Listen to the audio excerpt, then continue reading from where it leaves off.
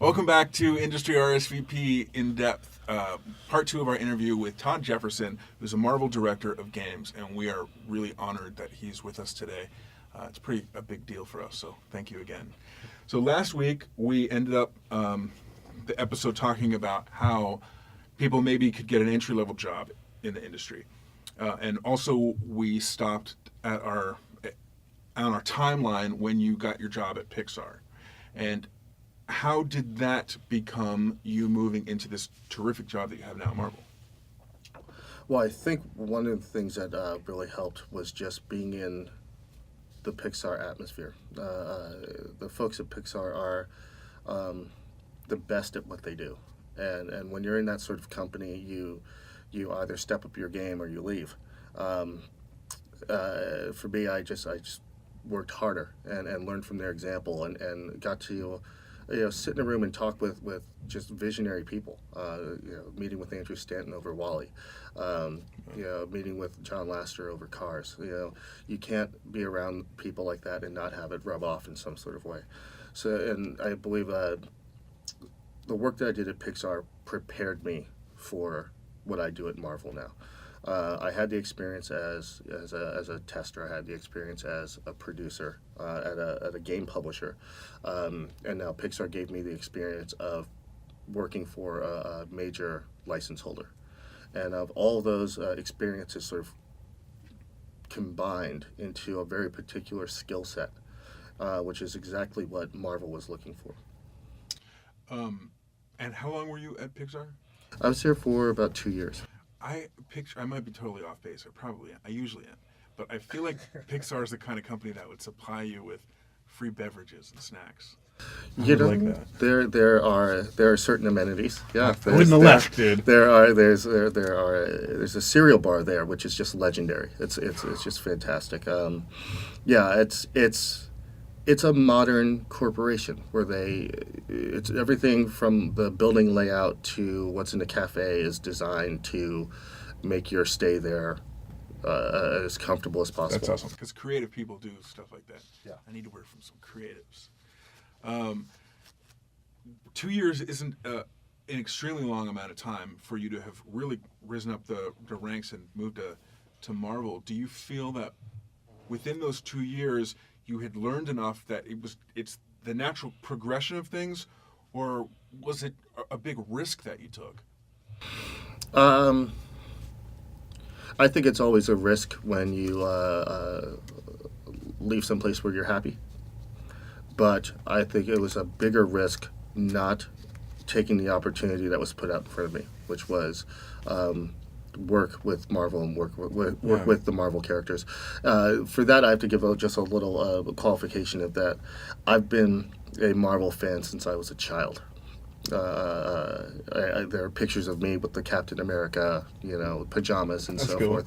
Underoos. Well, yes, exactly. Marvel's been with me my entire life in one way, shape, or form. So, when this opportunity presented itself, there was no answer other than yes. It was just a natural fit. Yes, exactly.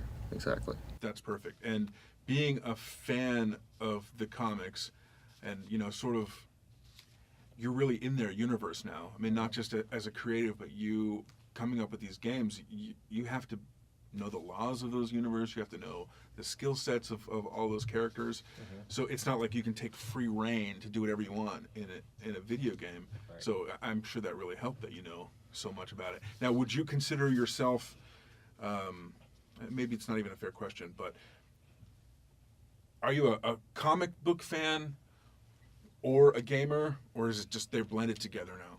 I'm a comic book fan and a gamer. And nicely enough, I live in a world where I get to have my cake and eat it too. Yeah.